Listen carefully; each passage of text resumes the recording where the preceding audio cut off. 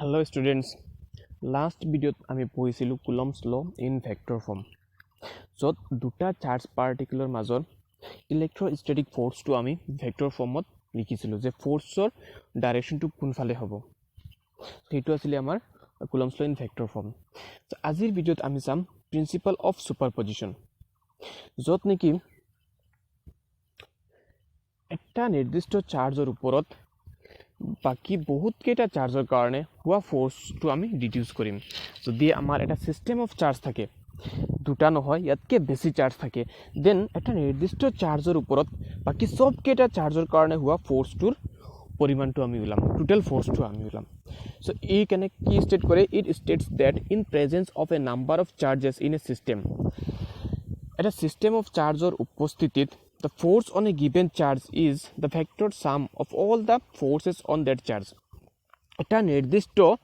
চাৰ্জৰ ওপৰত হোৱা ফোৰ্সটো হ'ব প্ৰত্যেকটো চাৰ্জৰ ফোৰ্সটো ভেক্টৰিয়েল সামেশনটো due to all surrounding charge বাকি যিকিটা চাৰ্জে তাক সাৰাউণ্ড কৰি আছে সবকেটা চাৰ্জৰ ফোৰ্সৰ ভেক্টৰিয়েল সামটো হ'ব কি আমাৰ ইয়াত টোটাল ফোৰ্সটো এটা নিৰ্দিষ্ট চাৰ্জৰ ওপৰত সো ইয়াত ডায়াগ্ৰামটো চালে তোমালোকে স্টেটমেন্টটো বুজি পাবা সো সাপোজ এটা চাৰ্জ আছে সেন্টাৰত q0 সো বাকি কিছুমান চাৰ্জৰ কাৰণে q1 q2 q3 এই সব কেটাৰ কাৰণে q0 ৰ ওপৰত হোৱা ফোৰ্সটো টোটাল ফোৰ্সটো আমি উলিয়াব লাগে সো হেতু হয় আমাৰ কি সুপাৰপজিশন অফ চাৰ্জেছ সো ইয়াত কি হয়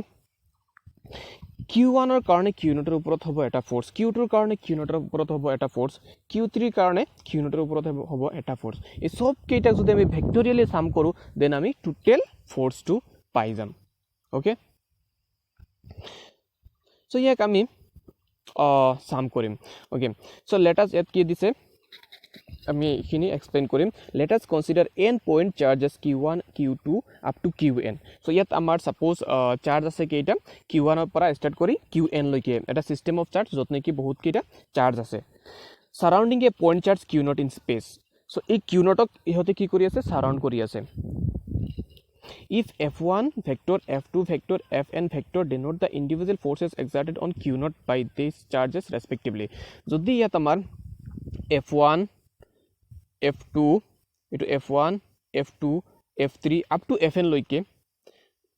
যদি ফোর্স কাৰ কাৰণে f1 ৰ কাৰণে q0 ৰ ওপৰত f2 ৰ কাৰণে q0 ৰ ওপৰত f3 ৰ কাৰণে q0 ৰ ওপৰত okay then according to the principle the total force on q0 is given by তেতিয়া হলে q0 ৰ ওপৰত এই প্ৰিন্সিপলৰ মতে q0 ৰ ওপৰত হোৱা ফোৰ্সটো হ'ব f net equal to f1 vector plus f2 vector plus up to fn vector লৈকে সো যিমান কেটা চাৰ্জ থাকিব সব কেটা চাৰ্জৰ কাৰণে যেটো নিৰ্দিষ্ট ফোৰ্স হ'ব সেই নিৰ্দিষ্ট force cater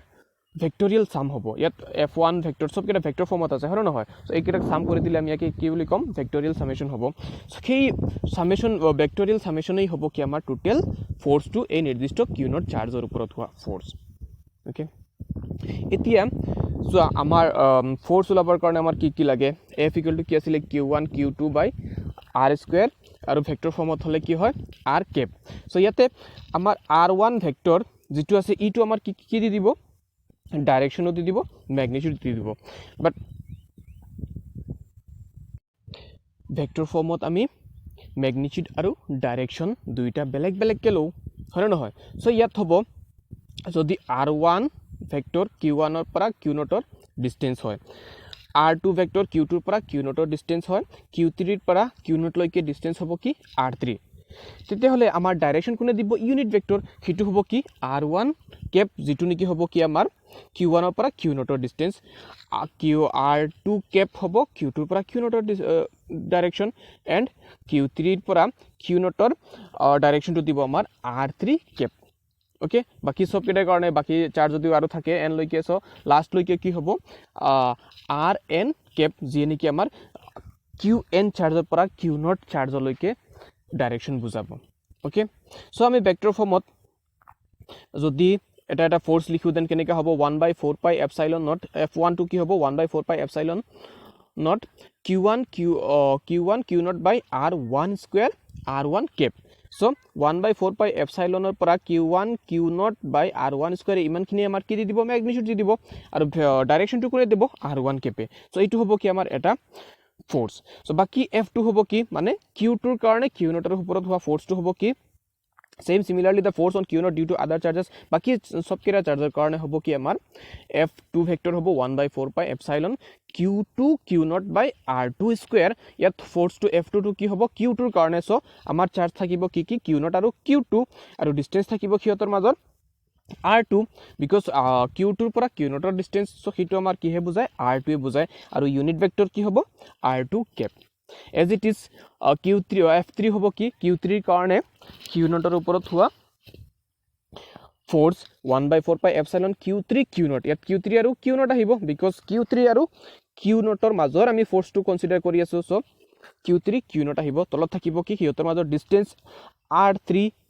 square and unit vector যি আমাৰ ডাইৰেকশন দিব হিটো হ'ব কি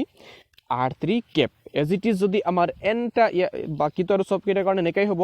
f4 ও এনেকাই হ'ব f5 এনেকাই as it is গৈ থাকিব দেন যদি fn লৈকে আছে হিটো আমাৰ 10 হ'ব পাৰে 100 হ'ব পাৰে we don't know so fn বুলি কনসিডাৰ কৰি দিলো দেন fn qn আৰু q0 চাৰ্জৰ মাজৰ ফোর্সটো হ'ব fn 1/4 pi epsilon naught qn q0 by rn square rn cap যি নেকি আমাৰ ডাইৰেকশন দিব okay hence total force on q0 তেতিয়া হলে আমি ভেক্টৰিয়েলি সাম কৰিম সব কেটা ফোৰ্স কি কৰিম আমি সাম কৰিম যেনেকা f নেট আছিল f1 f2 সো সব কেটা আমি ভেক্টৰিয়েলি সাম কৰিম সো এটো হ'ব কি 1 বাই সব কেটা সাম কৰি আছো 1/4 pi epsilon naught q1 q0 r1 square r cap plus 1/4 pi epsilon naught q2 q0 by r2 square r2 cap so as it is কলৈকে যোগ কৰি সাম কৰিম আমি 1/4 pi epsilon qn q0 by rn square rn cap so ইয়াত চোৱা আমাৰ common আহি যাব কি কি এইটো চোৱা 1/4 পাই এপসাইলন নট আৰু কি এই q0 সবতে q0 আৰু ইমানখিনি কমন so এইখিনি আমি যদি কমন লও ইয়াত চোৱা কমন ললো এইখিনি কমনত আহি গল বাকি থাকিব কি আমাৰ q1 বাই r1 স্কয়ার r1 কেপ পিছত q2 by r2 square r2 cap so এই টার্মস কেটা সিরিয়ালি গৈ আছে নাই 1 ৰ পৰা স্টাৰ্ট কৰি n লৈকে গৈ আছে সো হিয়তক আমি সামেশন ফৰ্ম সামেশনৰ দ্বাৰা আমি ৰিপ্ৰেজেন্ট কৰিব পাৰিম ইনটু সামেশনৰ দ্বাৰা সো q0 বাই 4 পাই এপসাইলন নট সামেশন টু কৰ পৰা কলৈ হ'ব 1 ৰ পৰা n লৈকে হ'ব যত নেকি q হ'ব qi by ri square ri cap so এই আমাৰ যেটো i দিছো qi বা ri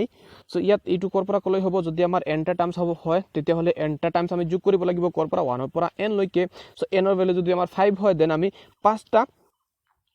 টাৰ্মস আমি এড কৰিম ওকে সো এইটো হয় কি আমাৰ ফোৰ্সৰ formula aru so this principle is used to obtain net force net field net flux etc due to superposition of charges so ei principle or dara ami ki ulabo pari net force net field net flux ami ulabo pari ekhini ami pisoloi korim beleg video okay thank you I hope buji paisa jodi kiba problem hoy comment to mok kobo pare